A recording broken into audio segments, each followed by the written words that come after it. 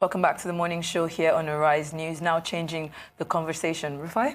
All right, the ongoing 2020 World Economic Forum, the 50th anniversary, currently holding in the Davos clusters in Switzerland, will come to an end today. In fact, it's a half-day program today. At the summit, various themes which span the global economy, geopolitics, human capital, and technology have been deliberated upon in the 5 days of world leaders' convergence. Yes, that's right.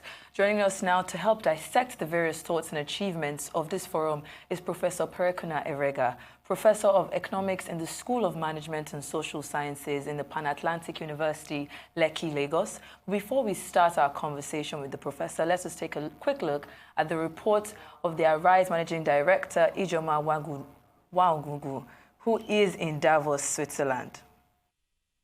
Like you already mentioned, the forum was established about 50 years ago. It is non-partisan, non-political, and it's a non-government, it's a non-profit organization. It was set up.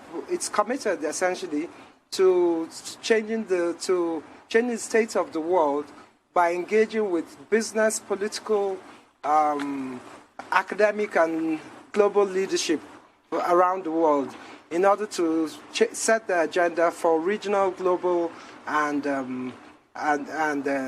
industrial agenda. Did Nigeria and other African countries participate actively at the World Economic Forum 2020, and what were their contributions at the forum? Well, they've had a very, very limited presence here. We've just seen two ministers so far. We've seen the Minister of State for Petroleum Resources and the Minister of Finance and a couple of corporates. But the usual titans were sorely missing. Persons like Central Bank Governor was not around. We also people like the chairman and founder of Zenith Bank was conspicuously absent. So was Tony Olumide, who also chairs United Bank of Africa. So we had a much more slimmed down delegation, both from the government and business side. But they did. But we had people like Ngozi Okonjo-Iweala, who I wouldn't say is necessarily representing Nigeria's interest, but you know she's a proudly Nigerian asset who sits on so many global multilateral institutions. So she was actively engaged in a lot of meetings and what have you. I really don't know if Nigeria came here to, strike up deals, because we'll be interviewing the minister much later today, both ministers much later today, and they'll give us more insight as to what the Nigerian participation here was all about. Right, so we're going straight to Professor Eregha this morning. Professor Eregha, you heard our insights there. It looks as though we didn't really make a grand showing in Davos this year. I mean, subsequent years, I think even the Vice President will attend and, we'll help noble world leaders. And it was a year that had the return of Donald Trump to Davos. He wasn't there last year. What happened as a result of that? Well, we didn't make a good showing. I mean, but it's not a fully loaded Nigerian contingent like we normally have. Yeah, but you agree that it's still a global world. So whatever thing that is taking place, they will keep track of whatever thing that is actually happening in that place, even though we don't have full house representing Nigeria. One, probably because our people are not really given probably opportunity for a number of full participation in terms of presentations or something can also be the reason. But in whatever capacity, whatever reason that has happened, will you agree with me that the government is very, very interested in what is happening in the World Economic Forum, and so they will definitely keep track of what is happening. And it should be able to inform decision for government about the direction. I remember I'm in the Council of NES, and we're trying to look at what this year will be, and one of the things we look out for is what happens in the international world, what World Bank is saying, what IMF is saying, because those things give us a direction. Because the government also look out for such things to take direction for how the economic policies will be. So let me tell you what IMF is saying. So maybe we'll start reacting to that. IMF has put profit projections and business outlook projections at 3% this year. To a very large extent, China grew 6.1% this year. That's the worst since 1990. Interest rates, wahala is still going on, and problems are still going on in the Eurozone. In fact, Christine Lagarde is saying, I'm going to set up a very viable framework to be able to look at that. Technology keeps leading the way. There's been talk about cutting of fossil fuel. For the first time, you have a renewable energy company, a battery-powered car company, Tesla, taking the lead, becoming the second most the second largest in terms of capitalization car-making company in the world, just after Toyota, usurping Volkswagen. I mean, these are the trends in the world today. Yeah, I think going back to what the conference is all about, the conference, the theme of the conference basically is talking about stakeholders, for a cohesive and a sustainable world. And so from that point, you know that the world is talking about moving away from production that is actually damaging the health, and looking at for a framework or a production that will ensure that there is safety. I was looking at one of the comments of one of the presenters, and he said it is foolishness, on the part of anyone for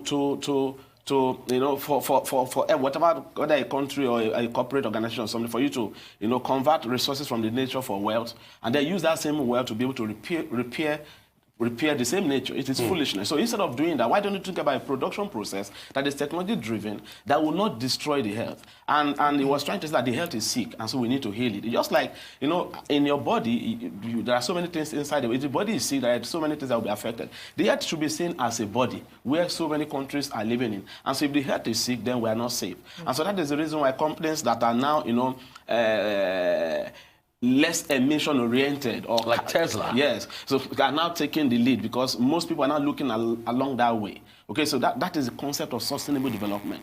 Sustainable development is a process where you harness resources from the earth for production or for growth, okay, and you benefit from it without compromising the benefit that will come for the future generation. And so when you compromise that, then what you are doing is that you don't have a plan for the future generation. Okay, so like you said, the world has moved. The world is, seriously moving away from production that is affecting the health. Fossil fuels. Okay, now there are three key things this conference wants to achieve.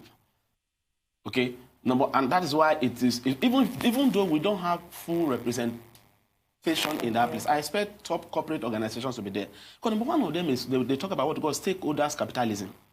The word was, formerly when what we call shareholders capitalism for corporate bodies, where we drive returns for shareholders. But we move away from that, what we call state capitalism, where we say state government or the government decide the direction of the economy and vis-a-vis and all of that. But now, what this conference is pushing now is what we call stakeholders capitalism. And they are trying to say that we should move, beyond just providing value for shareholders, but think about the employee, think about the community where we live. That is social responsibility, and lastly about the environment. Okay, and that is where the issue about today there is a concept called sustainable financing, where if you are financing properties, then they should not be destroyed to the environment, because the more you destroy the environment, the more you make it very difficult to say. Now, if you listen, to BlackRock recently came out to say that any project or any big investment that has to do with fossil fuel burning, we're not going to invest in it. And BlackRock is about the biggest investment firm in the world. Yes. So if you look at all of this, corporate bodies have assignment to do. I have somebody who is doing a study currently in South Africa, and that is also a reflection of one of the presentations there, where they were trying to say that single-use plastic are affecting the environment more these days. Look at Nigeria. Look at our street. Look at the pure water nylon we use. Look at the nylon bag we use to pack things in different shops and ShopRite. These things cannot be recycled. And after you use it once, you can't use them. Now South Africa is doing a study at bringing up a kind of plastic that when you use it, you can either recycle it or you can use it for other time, as against the one that was there. So they're trying to, ask the mindset of the producers and at the same time the consumers to be able to shift from the single-use one to the multiple-use or the one that is recyclable. Okay, that is where the world is going. You go on the streets of Lagos, you are amazed at what kind of city we are building. One of the things that also came out from this conference is what we call smart cities, okay, or safe cities, cities that are safe to live, cities that when we are doing anything about infrastructure development, we are mindful of the environment. That is one key thing that came out from this. Okay, still on the discourse of the future of fossil fuels. Now, climate, the word climate was actually trending yesterday off of the World Economic Forum. And my first point to you is, Greta Thunberg, who is a huge, ambassador for climate change, basically said, since the last time I spoke about this, I've not seen any difference. And our Nigerian Minister of State for Petroleum Resources, Mr. Temipri Silva, made a statement yesterday where he said, it's not really a big issue for us. And some people reacted to that very strongly, saying that, it doesn't align. In 2019 alone, on conditionally gas flaring, we spent about 218 billion naira. So how can we say that it's not an issue for us? First and foremost, the concept of climate change is a global thing. Global, whether you are emitting or not. The reason why I said it's not an issue for us is that if you look at the emission from Africa, it's very, very low. Very low. Very low. But it doesn't mean that it is not, contributing to the global warming concept. But whether you are emitting or you are not emitting, it is contributing to it. And if you are contributing to it, the effect will come to everybody, whether you are doing it or not. And so for him to say that, you can go around. Have you been to Warri? If you go to Warri, it's just at the roundabout of Warri, you see gas flaring. We're not just losing, we're also affecting the environment. And let's say we are contributing to the global warming concept, but what of the environment that we live in? People that live around that environment. Okay, so it's much more than you think. So for me, if the world is shifting away, and I remember there was a time I did a study and we're trying to look at demand for life in this part of the world. Demand for life is low. And the reason why we can allow, policies that will not prevent such emission that is not just contributing to the global warming concept, but it's also contributing to affecting the environment that we live. Yesterday, a friend of mine called me from Thailand. He's one person that, if I mention his name, he's also an economist. And he's in Thailand for a training. And he said, "Bright, I feel like not coming back." He said, "This is not America, this is not UK, but look at the environment. Look at what they've created for themselves." And he's wondering when it will take us to get there. So if a minister is talking that way, I would probably ask him to look at, that's what we call the North-South debate on this issue about climate change, okay? So it probably is to look at the effect of that to the world, not just to, because if you are not contributing, you are contributing or not, there is a serious effect for us. For instance, the IMF teams, which is more of economics, and most of this team in this conference and even before this conference, have talked about some of the risks to growth. And if you listen to the conference, you will hear one of the things they talk about is that growth is stabilized, but recovery is still sluggish. Okay? But there are certain risks to growth 2020. Number one of them they talk about is climate risk. Just to inform you, Professor Eregha, we'll be going for a break very soon. But I just want to chip in another point of view into this. Same Temipri Silva did say the reason why we are not, where we are as regards climate change at the conversation is because we've not been able. We'll be right back.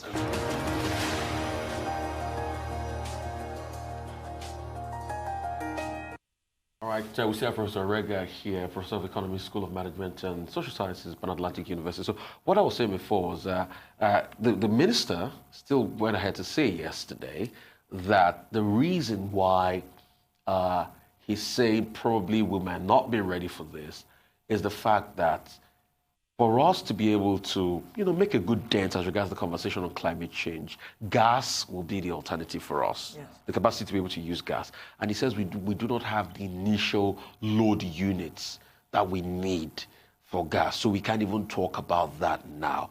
But I still want to juxtapose this with this conversation. Last year, the federal government opened up a tender for people that wanted to bid for gas flare units. And I know a lot about that conversation because I was part of that conversation. And all of a sudden, we've not heard from that again. Some companies brought out bids, they wanted to go into this, but It was prior to the elections, around the election period last year. Right after the election, we've not heard of that conversation again. Is that not the silver bullet? I think, I think, and I want to believe that this conference will also have influence on us, if we actually want to have influence on us. But, the direction of every government, if, for instance, this is what the world is going, that the government should also look into, personally, individual government or countries should also look into how to be able to move along that same line, and then look at how can we get there, okay? And if we are to get there, what are the limitations we have? And then begin to tackle those limitations. If you don't tackle them, you won't get there.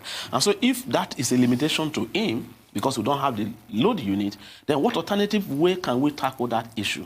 And like I will always say that for a country where institutional issues are on the high side. Yesterday, the Transparency International came up with a report, and it's not favorable to Nigeria. And I saw where some persons from the government were trying to defend it left, right, and center. We have institutional issues that is making government to be ineffective, even though we have good intentions. Okay, how do we solve that kind of a problem? Is to take the business of government out of government and allow private participation. Because there we can ensure monitoring, we can ensure efficiency and effectiveness. And so if load unit is an issue, I expect the government to resolve that issue by taking it out and allow private participation to be able to invest in it. And in that way, we'll solve that problem. So coming into your tender issues, maybe they need to go back to look into it. Because they didn't just say anything about it since then. Because you can't. It was funny enough. It was advertised in the papers. Yeah. That I think the deadline then was, I think, the 27th of March or February. Then they said, you know what, you can submit your tender, to bid for gas flare sites for private companies, and you trap gas, and all of a sudden, poof. Maybe I want to believe that it's still ongoing. The process is... And Rufai doesn't know about it. Maybe I don't know about it. But if it's ongoing, that should have started solving the gas flare issue. Yeah, so until they are able to, after the bidding, they will look at the people who have bid for it and then pick somebody who will do that. Probably the process is... it's government.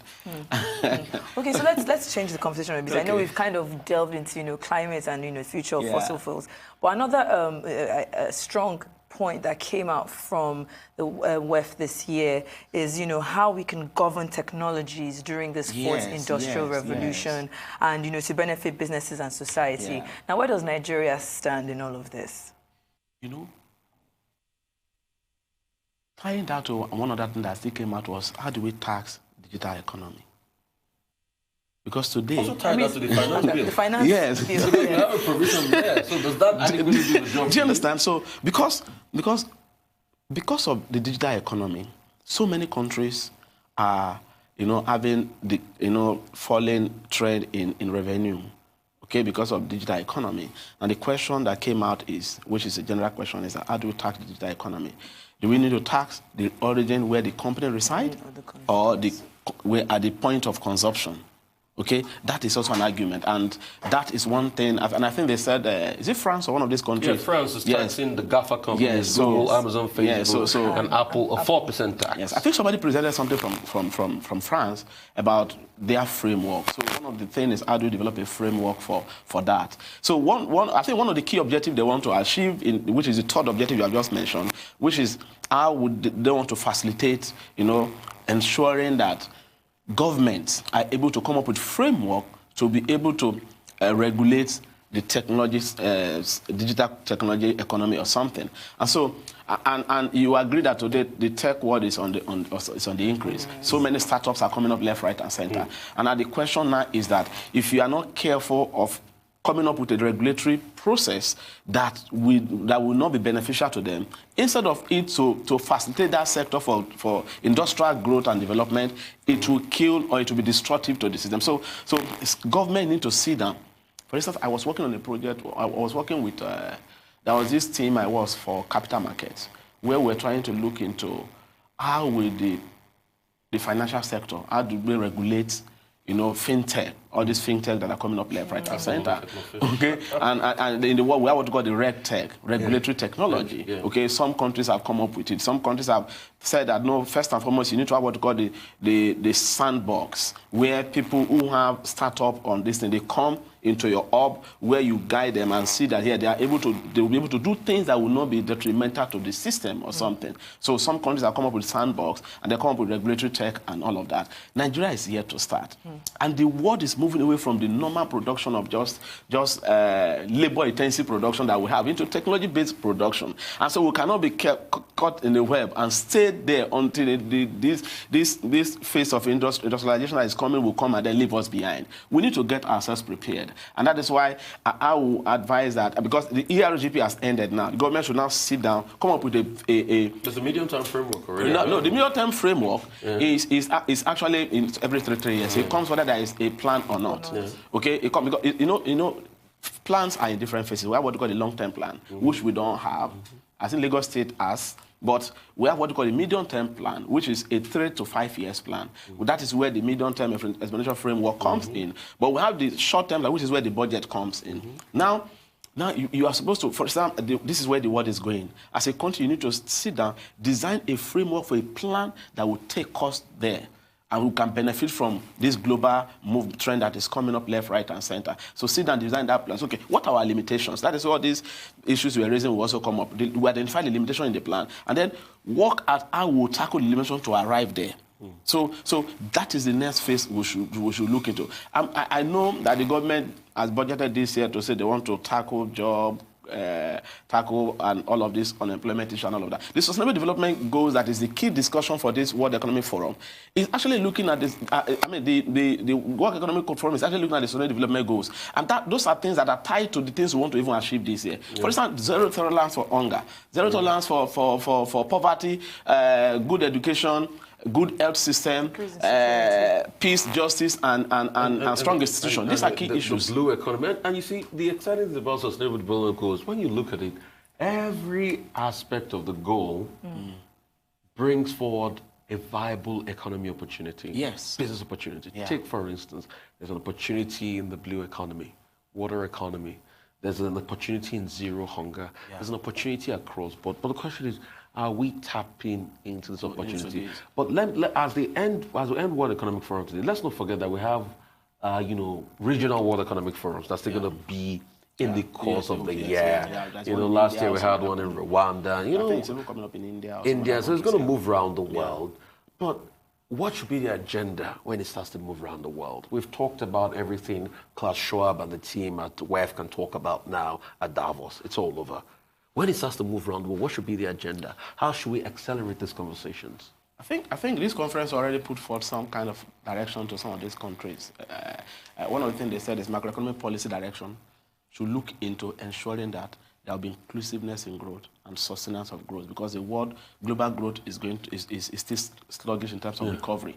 And whatever thing that happens, the global growth affects us. I give you a simple case. In 2017, second quarter, global growth picked up. That was the same time Nigeria came out of recession. Yeah. It means that our growth is tied to global growth. Oh, yeah. You know why? When global growth picks up, demand for commodity will increase, and that increased oil price, and then we're able to have more revenue from the foreign side, and then we're able to solve some of our problems. I mean, we had a big shock in 2008 the recession in America, and it affected us. So one of the things that we should look at, especially for regional discussion on World Economic Forum for Nigeria, is for Africa, as a region, is for us to look into basically what policy direction we need to ensure that our growth that is still fragile, can be sustained and it can be inclusive. If growth is not inclusive, there is no need for us to be growing. Inclusiveness is the one that allows everyone to participate. And so what direction do we need to do in terms of reforms and restructuring that will allow growth to be inclusive, where hunger can be, as of today, poverty is still on the increase for us. Yeah. That we have not reversed it. Well, I'd like to say a very big thank you to you, Professor Eregha. And the following months we'll definitely still have you. That brings us to the end of the show today. I'm Rufai Aseni. And I'm Shaitan Atigari. Thank you so much for watching. You can follow us on the social media handles showing now on your screen. This is Arise News.